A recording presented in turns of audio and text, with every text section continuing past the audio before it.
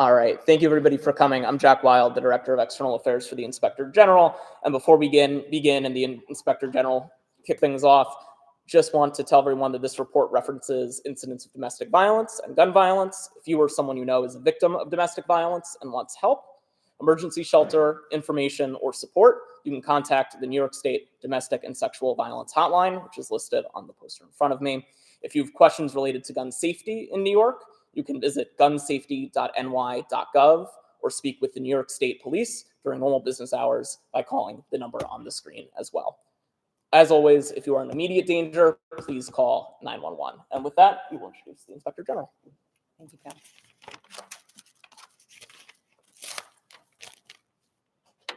Welcome. Please join me in a moment of silence to honor and acknowledge those in New York and beyond who are impacted by gun violence and domestic violence.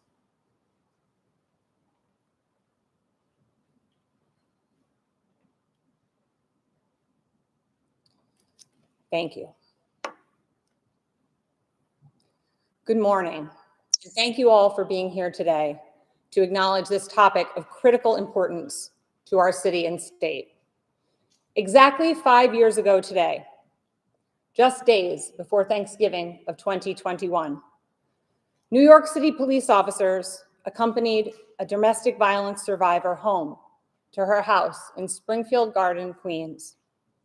Once there, her husband arrived home unexpectedly, armed, and ambushed them, opening fire. He fired 11 shots, hitting and seriously injuring both police officers, who mercifully protected the woman. The ensuing investigation revealed that the husband, who was himself killed in the firefight, was an employee of New York State, a CUNY peace officer, who carried a gun as part of his official duties. And that while the guns he used to wound those two heroic officers were his personal weapons, he had previously violated CUNY policy and brought his state-issued gun home, and even previously had his license to carry revoked in connection with a domestic violence incident. Seeking to understand how this could have happened, pursuant to our mandate at the offices of the New York State Inspector General to investigate abuse in the New York State executive agencies, including the 26 City University of New York campuses, the offices of the Inspector General undertook a multi-year assessment of the firearms policies at CUNY, uncovering additional troubling incidents. Our investigation also identified many areas in which the policies governing gun usage, maintenance, transport, and storage required updating, clarification, and enhanced oversight, which you will hear more about shortly. Notably, though, we recognized that failures like these do not happen in isolation. They are the product of systems that have not kept pace with what public safety requires today. Systems that relied too heavily on informal practices, fragmented oversight, or assumptions that someone else is watching. Understanding at the offices of the Inspector General that systemic failures demand systemic solutions, and that there are more than 80 New York State agencies that employ staff who carry guns. We worked with partners across the state to understand the breadth of these challenges. I'm pleased that as a result of this work, all executive branch agencies are now required to promulgate and maintain a comprehensive written policy governing all aspects of firearm use, storage, and training. These policies, which must meet or exceed standards set by the New York State Division of Criminal Justice Services, Office of Public Safety, are required to be reviewed and updated at a minimum annually, and wherever there is a change in applicable law or regulation. These policies must also be submitted annually to DCJS for review. This work also dovetails with important work the state has done in recent years to identify and address the scourge of domestic violence. Now, unlike at the time of the incidents underlying this report, there is a policy regulating the surrender of firearms when a state employee is arrested for domestic violence or served with an order of protection. Additionally, since the signing of legislation in October, police officers are now required to take temporary custody of firearms when responding to reports of family or domestic violence. Prior to this new law, police officers merely had the option of removing firearms that were in plain sight or discovered during a consensual or lawful search. These developments together represent critical steps forward for our state. This example of independent oversight to further the public's confidence in government has never been more important. Across the country, institutions of democracy are under strain. Independent oversight organizations, including federal inspectors general and local inspectors general, are being stripped of authority and of resources, crippling their ability to do their important work in safeguarding our democracy. Public trust in government is at an all-time low. Communities feel unprotected, and those who most need effective government, victims of domestic violence, low-income families, vulnerable populations, are often the ones most harmed when government doesn't function the way it should. In a moment such as now, good government is not aspirational, it is essential. Good government requires transparency. It requires accountability. It requires systems grounded in equity and in safety. And critically, it requires independent oversight. Oversight is not an obstacle to effective government. It is what makes effective government possible. It ensures that when an agency fails to follow its own rules, or when rules are absent or out of date, when concerns go unaddressed, when people are put at risk, someone is empowered to demand answers and to drive change. This case demonstrates exactly why oversight matters in democracy. Because our office is independent, we were able to follow the facts where they led, to supervisors, training protocols, reporting structures, communication systems, and beyond. We were able to identify patterns and gaps across agencies that no single agency had the perspective to see. And because of that independence, our recommendations have now led to reforms across New York State. Reforms that mean that future warning signs will not be ignored, and that weapons will not be issued or retained without vigorous evaluation. That weapons will be appropriately stored and maintained when they're issued by the state, and that employees in crisis will be supported and kept from accessing firearms when doing so would put themselves, their families, or the public at risk. This is what good government looks like. Learning from failure, from tragedy, improving systems, and protecting the people we are sworn to serve, especially those who are most vulnerable to harm. I'm proud that starting this year, the offices of the Inspector General have also partnered with a conglomeration of more than 20 law enforcement agencies to share information and collaborate on reducing gun violence as part of the Gun Violence Strategies Partnership. But today's report is not just a narrative of what went wrong.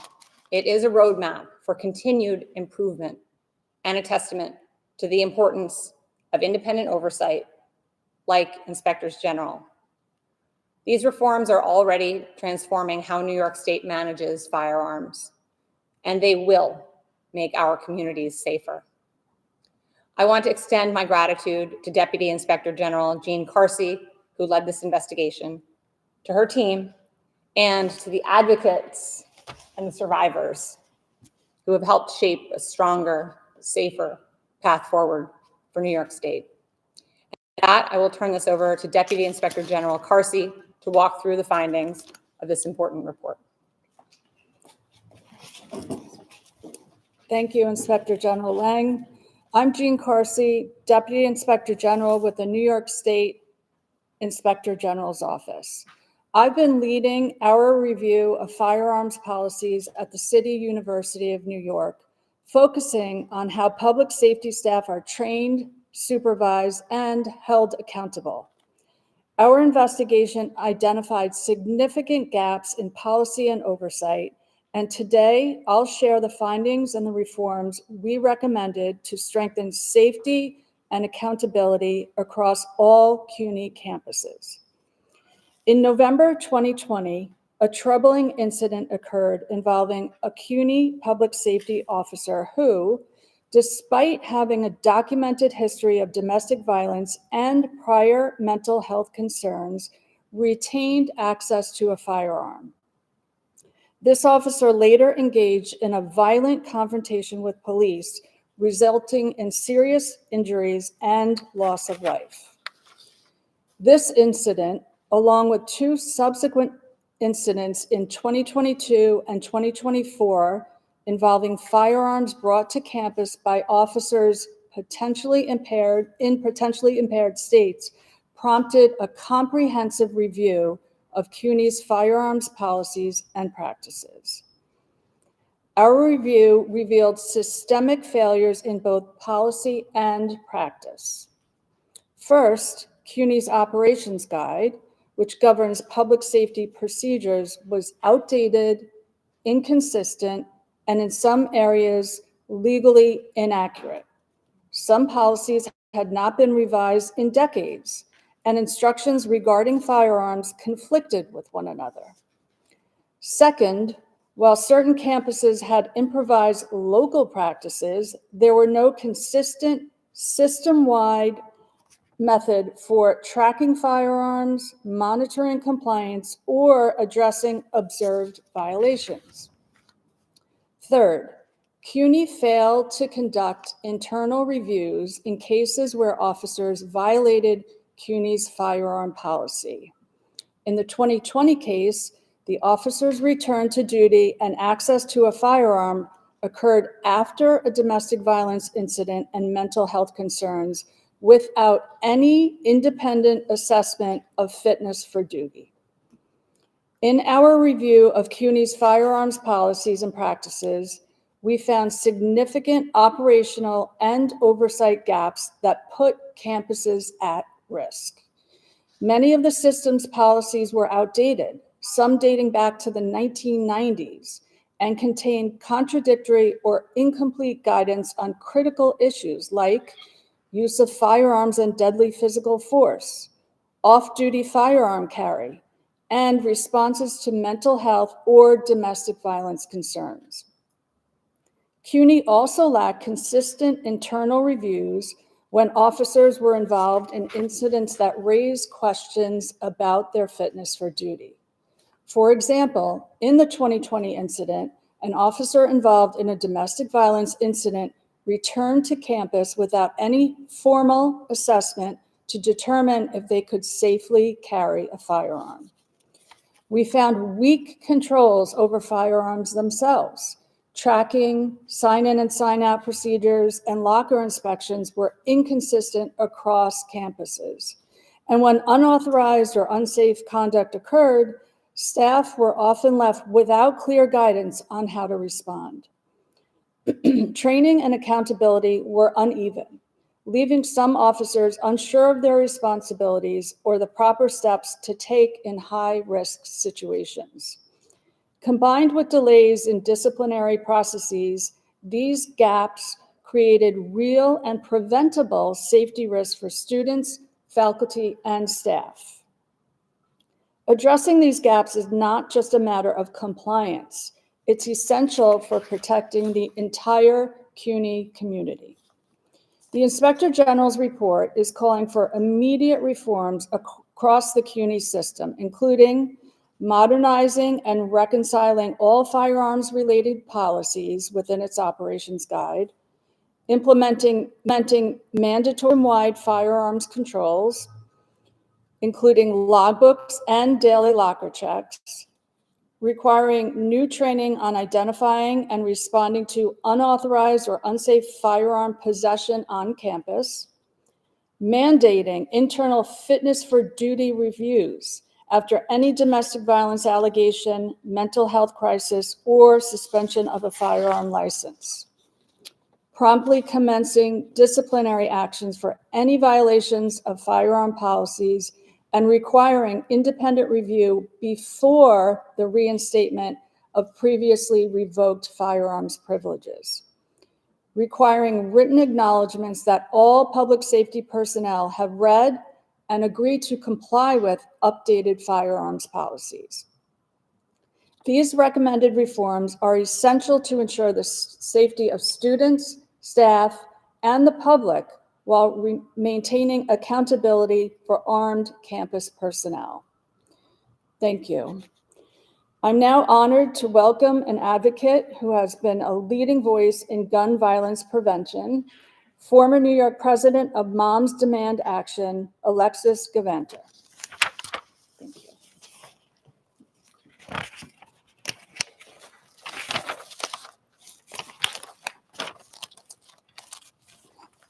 Thank you, Deputy Inspector General Carsey, and thank you to Inspector General Lang and her dedicated team for shining a light on critical gaps and inconsistencies in our state's agencies' firearm policies. The reforms announced today will make New Yorkers safer, setting clear, uniform standards and establishing an annual review to keep those policies aligned with gun safety best practices. As a longtime leader and volunteer with Moms Demand Action for Gun Sense in America, I'm honored to join you here today. With nearly 11 million supporters across all 50 states, including countless active volunteers here in New York, Moms Demand Action is the largest gun violence prevention organization in the country. We're proud that New York has been at the forefront, strengthening its gun safety laws with dozens of common sense measures since.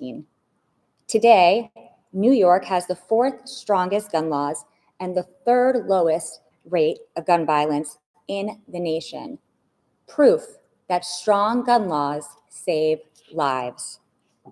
But every life lost to gun violence is a preventable tragedy. This uniquely American epidemic is an evolving public health crisis that requires innovative, multifaceted solutions. These reforms to modernize and align firearm policies across our state agencies are a significant step toward meeting that challenge. Among its findings, today's report underscores what gun safety advocates have been saying for years. Secure firearm storage saves lives. Research shows that storing firearms securely prevents unintentional shootings, gun suicides, and gun theft. Secure storage is associated with a 78% lower risk of self-inflicted gunshot injuries, unintentional firearm injuries among children and teens. Raises the bar for gun safety in New York. To Inspector General Lang leading this far-reaching initiative and the public servants across New York for their ongoing commitment to keeping our families, communities, and law enforcement safe. And thank you to everyone here today, especially survivors and advocates, for everything you do every day to end gun violence. And now to bring back Inspector General Lang. Thank you so much. Thank you to our speakers and to the many advocates, families, and public servants here and out there who have contributed to this work, which, as we all know, sadly, is ongoing. Thank you to CUNY for its cooperation in the investigation. And in addition to Deputy Inspector General Carsey, I particularly want to thank the outstanding team here at the offices of the Inspector General, including Senior Investigator Eileen Gates, Investigative Counsel Alexandra Lane, Investigative Counsel Jack Gamber, Investigative Auditor John Adamo, Downstate Chief of Investigations Ben Defebaugh, Senior Investigative Counsel and Director of Report Writing Jonathan Masters, Chief Deputy Inspector General Michelle Bayer, Chief Counsel Emily Logue, and Chief of Staff Ryan Hayward. These committed public servants and the rest of our colleagues are second to none in working to. The report is rooted in a tragedy, one which was preceded by warning signs, as you heard, and one left lasting scars on a family, on responding officers, and on a community.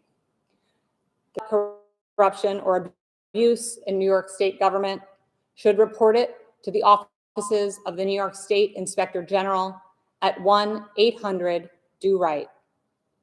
If you're experiencing domestic violence, please reach out to the State Office for the Prevention of Domestic Violence hotline here.